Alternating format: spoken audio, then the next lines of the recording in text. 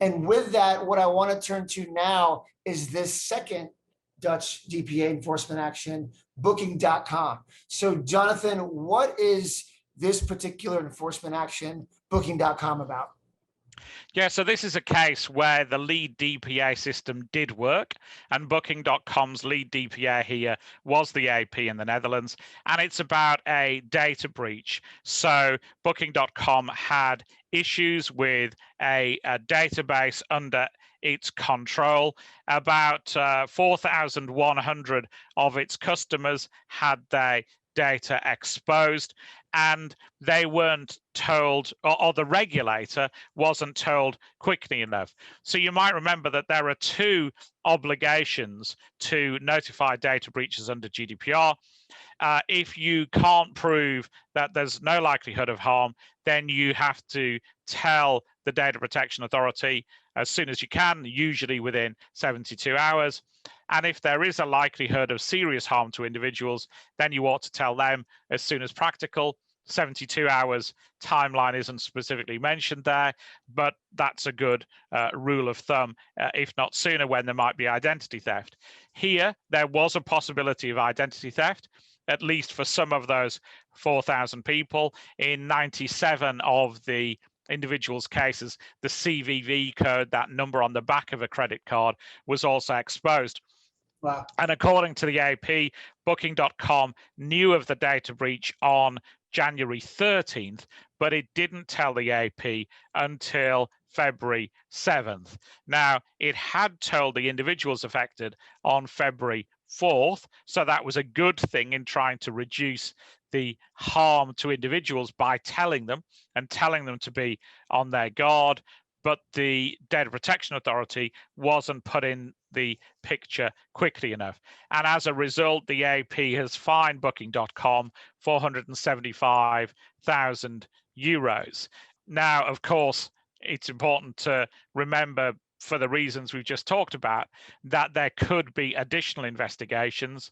For example, if there were also UK individuals in that database, then there may also be reporting obligations to the UK, and the UK may possibly be able to levy a fine as well. There's some complexity given that the breach was pre-Brexit and the enforcement is post-Brexit. Looking at the facts of this enforcement action, I kind of feel a little bit for Booking.com. The nexus of the notification here came from numerous emails that happened in 2019. Specifically January 8th, 13th, and 20th.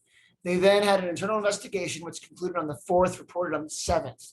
So shouldn't a company have a reasonable opportunity to conduct an internal investigation? I mean, is that 72 hours? Is this reasonable in terms of being able to do that, especially where complaints come from individual consumers whose information and claims may be hard to quickly verify?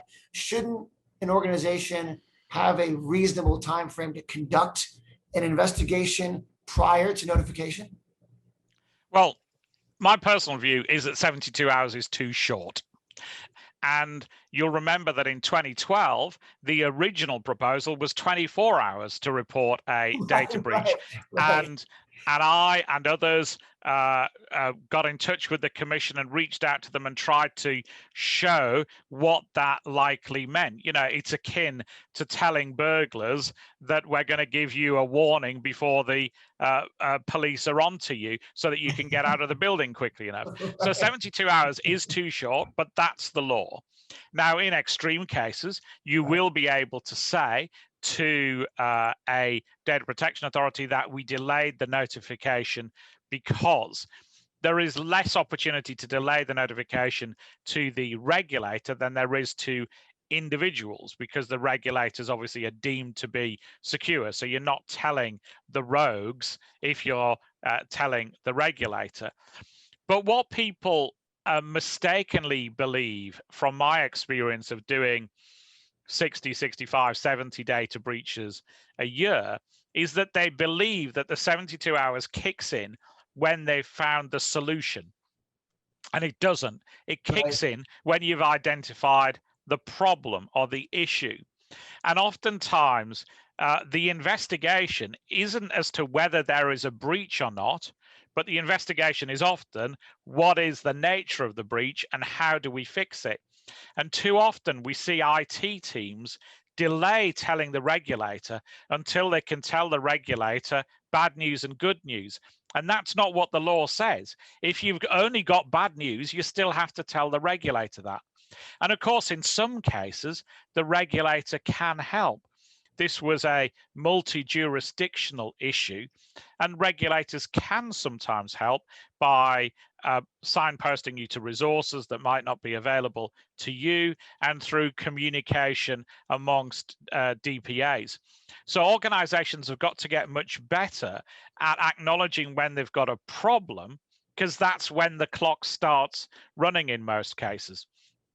And what we've also seen happening in a number of recent cases is people aren't getting their processors to tell them quickly enough either.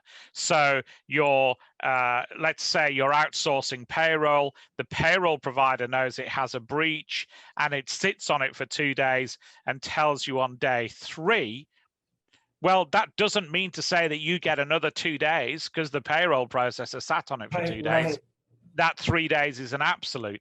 And just because you didn't supervise your contractor well enough that they told you quickly enough, you don't get any leeway for that. So regulators are becoming much more aggressive on that 72 hours. And we're also seeing regulators, there's a Swedish case, for example, take action directly against data processors for not telling data controllers quickly enough.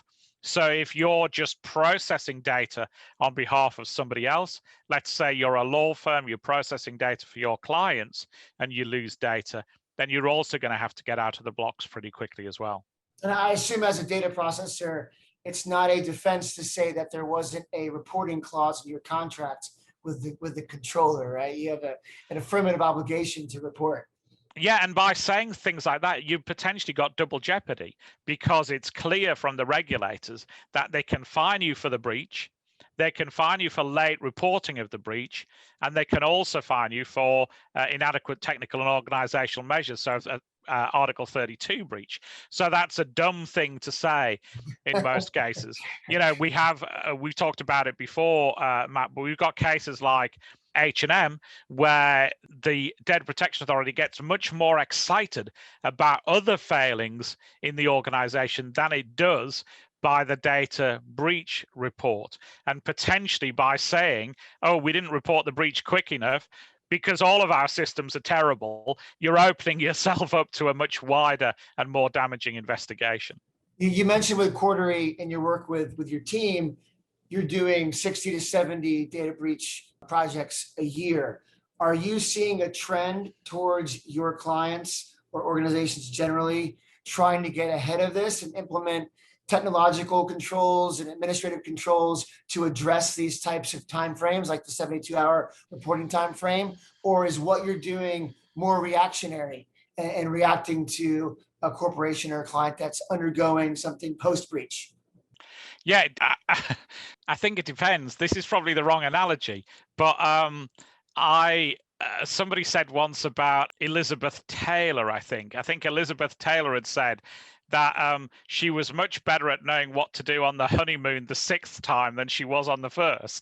And it's a little bit like that with data breaches as well. Oftentimes organizations don't have the right processes and procedures in place when they have their first breach.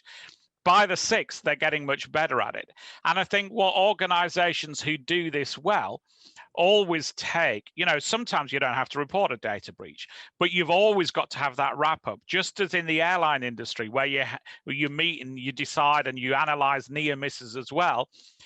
Good data practices to do that. Even if you don't have to report the data breach, what could we have done better? How could we have notified this quicker if we had to notify it? How could we have dealt with it better? And what we're increasingly seeing from clients is they're saying to us, okay, you're handling a lot of these data breaches. A lot of them are reaching regulators, and regulators are telling us, are telling people to do X, Y, and Z after a breach. We've now had a breach. What is the X, Y, and Z likely to be? So increasingly, we're saying to clients, okay, you've had the breach.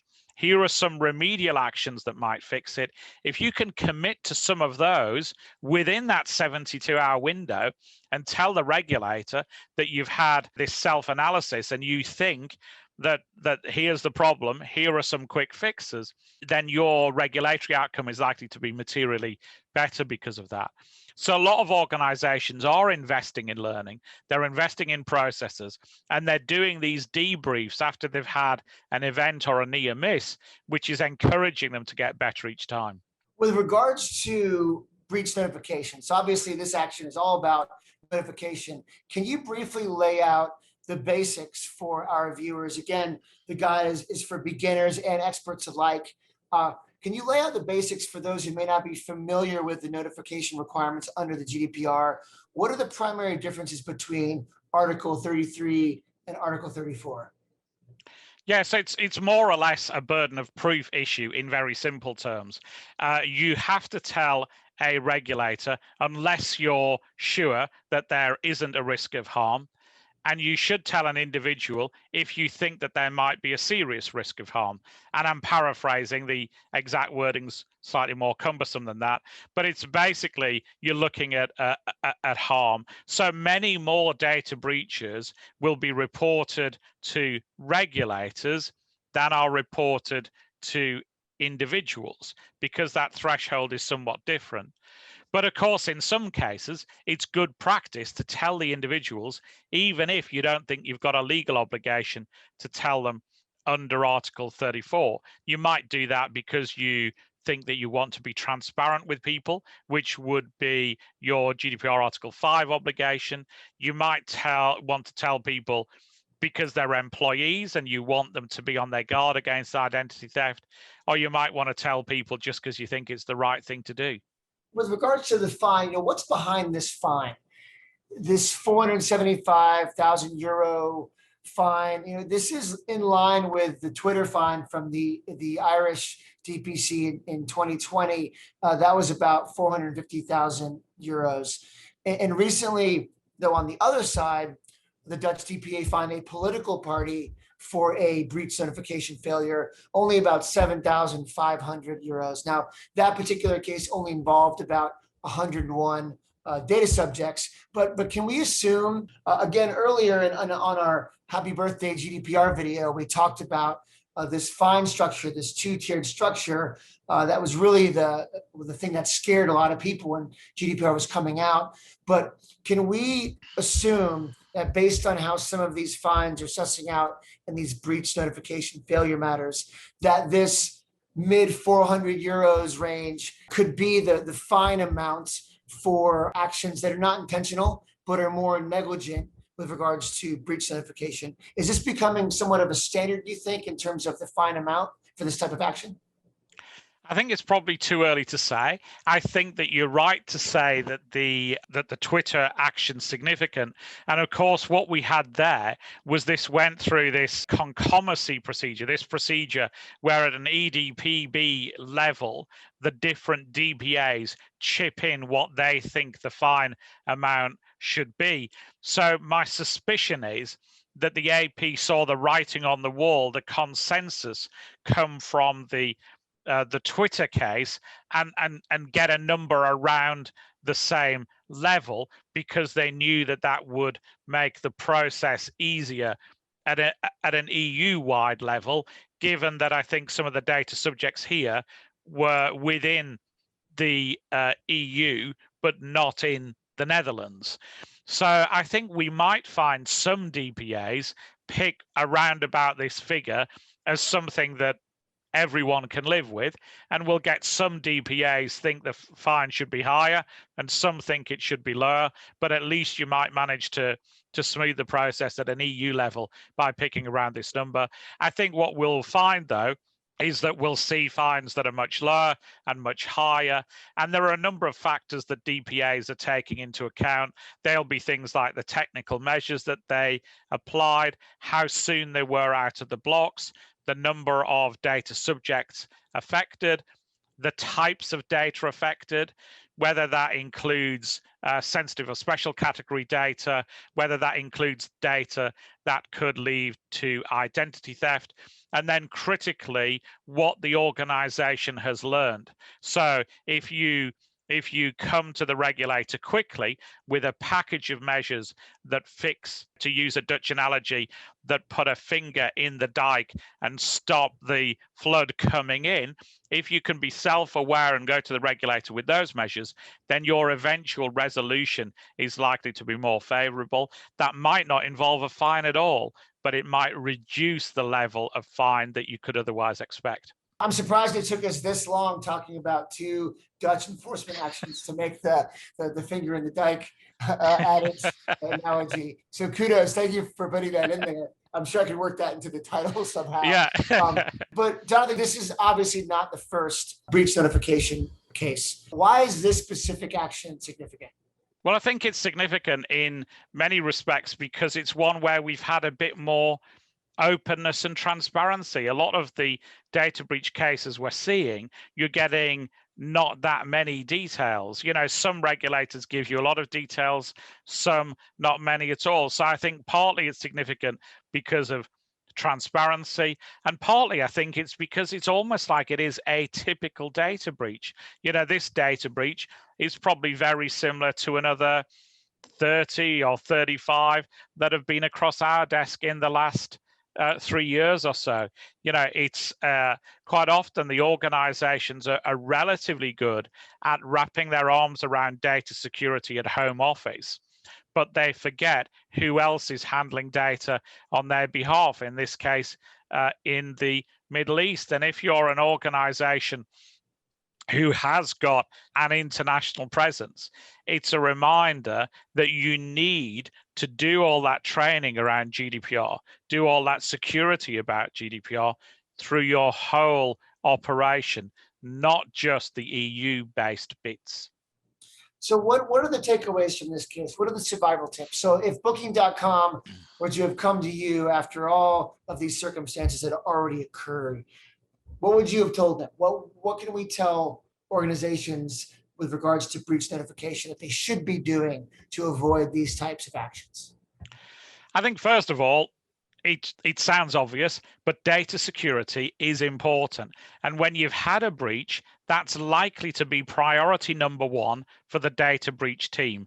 And that shouldn't need saying, but it does. You know, I have had people at clients say, it's Thanksgiving weekend. I'll deal with it Tuesday when I'm back after Thanksgiving. It's a bank holiday weekend in XYZ country. I'll deal with it Tuesday.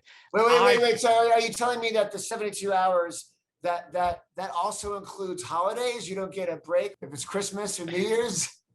Absolutely. And I seriously had an IT manager saying that he'd rang his preferred counsel in the US who had assured him that the 72 hours didn't run over Thanksgiving weekend. And there was a specific clause in GDPR that said that. And you try not laughing on that call, Matt, and you try saying that gets a silly string right here. But you often get people, and they'll say, "I'm busy with the launch of X, Y, and Z, and I can't be putting my mind." I unfortunately had one 10 days ago, who's a project lead. They've lost a lot of data, but she's moved on. She's dealing with other stuff now. And people have got to give data breaches their top priority. And in part, they've got to think, if I was one of these 97 people who had my credit card details and my CVV number up on the internet, would I expect people to get out of the blocks pretty quickly? Well, yes, I would. So treat other people as you want to be treated yourself. Do you think then would a survival tip be, and have you seen this with your clients, that rather than task somebody from risk or somebody from IT with handling these issues, for the organizations that are properly resourced to handle this, maybe to have a designated team, a dedicated team to handle these types of issues? I think most organizations that do this well do two things in terms of resources. First of all, they say, he who owns the process owns the risk.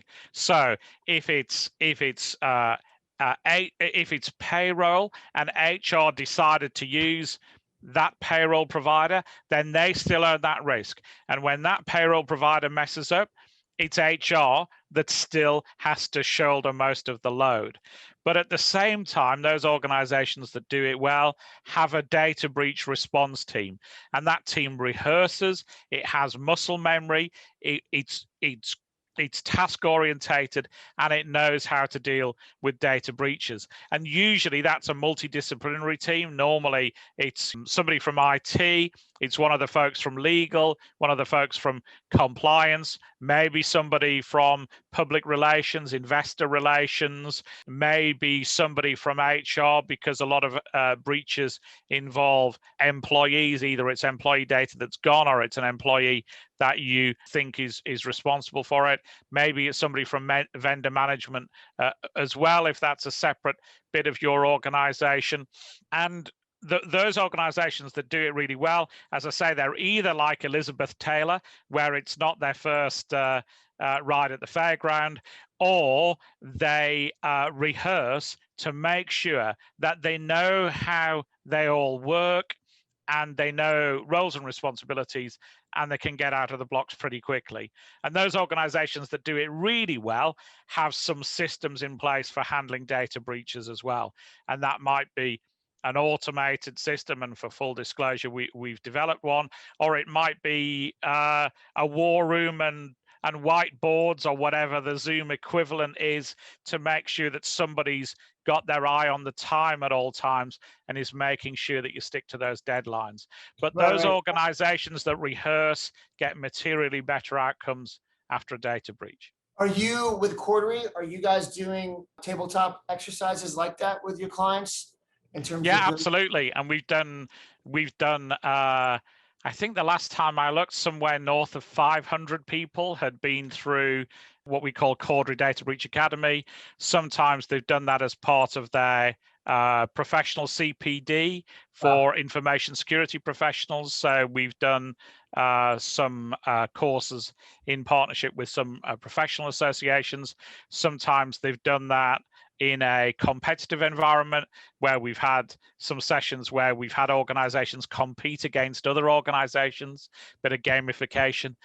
Sometimes they've done that as an in-house session, but absolutely. And they should rehearse the current regulatory regime, not the regime of 4 and 5 years ago, and they should rehearse with real questions. One of the things we do is we'll often have a scenario that is similar to a real scenario, and we'll try and use correspondence, for example, from regulators that's very similar to the real correspondence that we've seen in that real environment. And that, of course, changes rapidly. In areas like ransomware, regulators are much better at handling ransomware reports now than they were 6 months ago, from my experience. So you've got to keep evolving your practice and keep rehearsing. I definitely think our viewers will be interested in that Cordery Data Breach Academy. That's really interesting. I'd love to get some more information on that. And also, too, I think, Jonathan, you may have given me an idea for my first ESI survival guide, branded tchotchke, if you will, or maybe something we can eventually monetize in the ESI survival guide store. But I'm envisioning this giant digital LED clock. That's the 72-hour countdown clock. So whenever there's an issue, you can get the clock and just stick it on the wall and have the countdown at 72 hours. But probably won't have those anytime soon. But it is an idea. I'll put that in the old idea bank. But with that, Jonathan, thank you, my good sir. As always, it's great to sit down with you and talk with you. I love these sessions where we get to teach viewers, but at the same time, I also get to learn new things, which is fantastic. Your insights are always great. And for everyone tuning in, thank you all for watching. If you like this video, feel free to give us a thumbs up. Feel free to drop a comment and share. And of course, subscribe for new content that comes out every week. This is Matt with ESI Survival Guide, telling you all to please stay safe out there in the electronic wilderness. See you next time. Bye now.